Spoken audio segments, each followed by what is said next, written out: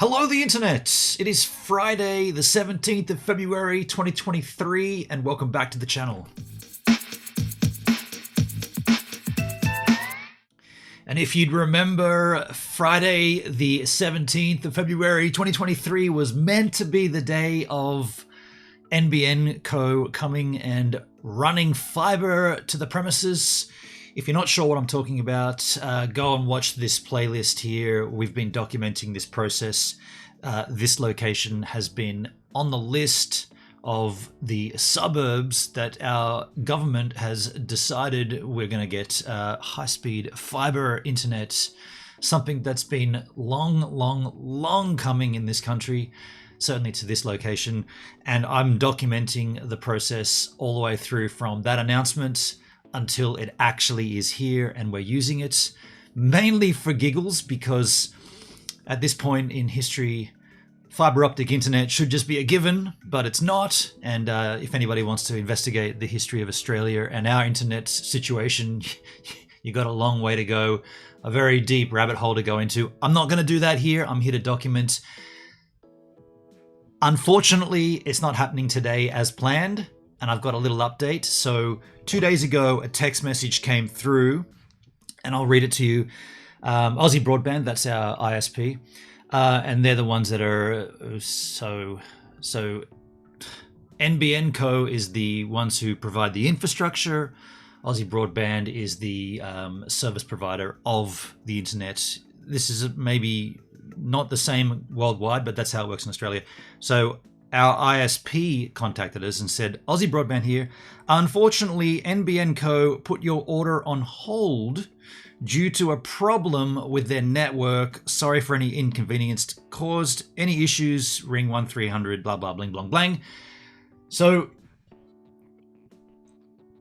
if you remember last video, this was a two-step process from where we're at now. The two-step process included NBNCo coming out doing a site recce, coming out and having a look at the site and making certain that the infrastructure that's already in the ground, the conduits that brought in the telephone lines, making sure that they were in good order. If they weren't in good order, the situation would be on our back to replace that conduit at our cost. That was always known, and that's what you agree to. So they come out, that you haven't got to be here. They just come out and do a site recce and scope the area and say, give it a big tick. Yeah, this is good. We can run fiber through this. All good. That was meant to happen, or that did happen sometime last week. I don't even know when it happened, but they came out and did that. And then once they give the check mark, the NBNCo come back and run the fiber to the premises. So that's the point that was meant to happen today. With this text message, it wasn't going to happen today. So I rang to say, what was the, what did they say? They found a problem with their network. That was the message. NBNCo put a hold on your order due to a problem with their network. So I rang Aussie Broadband and said, what's the problem? And I made a little note here. I'll just read it out to you. So the Aussie Broadband said, remediation work needs to be done. Get this, remediation work needs to be done to the conduit. Apparently, the leading conduit is blocked. So I'm picturing the NBN crew getting that fiber, what's it? It's like a green cable, forcing it in and going, hey, Peter, there seems to be something stuck in there. Can't shove it in, right? Can't shove the optic cable through the conduit. More than likely, the blockage would be sand and potentially salt water, because this whole area is surrounded by the ocean. We got Tasman Sea on this side. We got Lake Wallumboola to the south. We got Shoalhaven River to the north. To the west, we got Curleys Bay. We're on a little peninsula. This whole thing is submerged, basically underwater. And that was always going to be a problem with anything that they did here, which is why when the NBN were talking about rolling out NBN to the area and they insisted on using the existing infrastructure, we, and I say we as a town, we all got together and said, no, that infrastructure is going to have to come out. It's all corroded and crap. Don't use it. And of course, they insisted on using it. They ran out fiber to the node at that point. Now we're at a point where they've even acknowledged that that was the wrong technology. Here's the fiber to the premises upgrade. and they're coming out and they're still trying to use the existing infrastructure, which I find comical. However, after that conversation, Aussie Broadband have said, so it's the 17th of February today, they said the 23rd of February is when NBNCo have said that they will have relined or relayed the proper conduit that's going to work, that's not blocked. So fresh conduit. So you might say, well, hold on a sec, man. Isn't that your responsibility as per the agreement last time when we spoke on this video, that if there was anything wrong with the conduit, it'd be on us to fix it?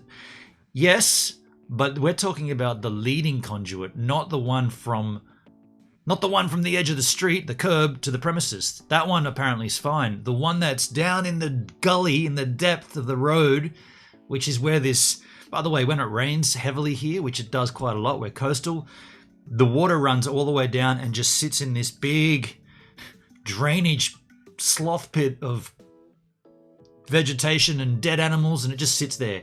That's where the pit is, and it's just, obviously, it's completely submerged the whole time. So it's wonderful that they've found this.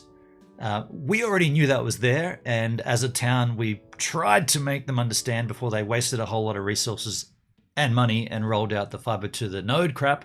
But here we are, years and years later, trying to rectify it with remediation work. So either way, the 23rd of February is when they've said that they're going to have that done, and then it's going to be me calling Aussie Broadband and saying, did they do it? Because the NBNCo have to have a big tick on it and say, we now have done it, or we now assessed the area and it's good to go. So the 23rd of February, I call them at the end of the close of business. I say, okay, did they do what they said they were going to do? At that point, Aussie Broadband will either say yes or no. If they say yes, then we rebook the fiber install. And that could be another 3 or 4 weeks until they come out to actually install the fiber. But that's where we're at as of, what is it, the 17th. So by the way, the 23rd, that's, what is it now, 17th? Yeah, that's almost a week. That's 1 day less than a week away. So I will update you either on the day or the day after, depending on how late it is once I've called Aussie Broadband. But my gut instinct, or my take on this, is that when I call them on the 23rd, either of two things are going to happen. They're going to say, NBNCo have found a heck of a lot more work that needs to be done at their end, and so they're going to go ahead and do that, which is more than likely what I think will happen. Or they'll say, NBNCo have assessed it and fixed it, and it's good to go. And it's still in the back of my mind, I'll be thinking, yeah, but did they actually fix everything, or did they just do a little... Is it just like a Band-Aid solution? Because this area is... Let's just say it's ripe for all new infrastructure, but they're probably not going to do that. But that's where we're at right now. I wanted to be super upfront about it. I'm documenting this. Like I said, from the very beginning, the idea is to see how long it takes to eventually have fiber to the premises. And also, a quick reminder, the reason I'm doing this isn't for absolutely fantastical gigabit speeds, even though that'd be wonderful. The main reason I'm doing this is because I'm a live streamer and I need a steady, constant, always on upstream. I don't really care for gigabit downlink. I care for gigabit uplink. Not that I need gigabit, but what I'm saying is a fiber connection, once it's switched on at one end, it's on the other end, it's freaking light. It's a light beam, right? It's always on. There's no interruptions. That's what I need. I've been trying to live stream with 4G. I've had my series of issues with mobile 4G broadband with a MIMO antenna pointed at the phone tower. I've managed to do that for 4 years with a few hiccups, but in an ideal world, if you're a live streamer, you will have a fiber connection. Again, you don't need really fast speeds. You just need the constant assurance that once it's on, it's on. A line of light going through a piece of optic fiber cable. Oh, it's going to be fantastic. Having said that, I have ordered the highest speed, which in this instance is 1,000 down and 50 up. It's not synchronous. It's a gigabit down and 50 up. I'm doing that just because, wow, fiber internet will be fun for a while, but more than likely I'll bump down to a slower speed as long as we don't have any interruptions You know, there could be issues with the tech at the other end or the modem at this end, blah, blah, bling, blong, blang. But as long as that fiber cable is in and turned on, I'm happy. I hope you're happy. If you are happy, hit the like button. Share this little video out to all of your Yahoos in Australia who are in the same situation that they may be in with me, trying to get good internet, reliable internet. It's 2023. I can't believe we're still in this position in Australia. Aussie, Aussie, Aussie. Oi, oi, oi. I'll get out of here and see you Yahoos in a week from now. Get out. Go and enjoy. I'm going for a surf. That's one good thing about all the ocean water here. At least there's waves. I'll see you soon. That's empty.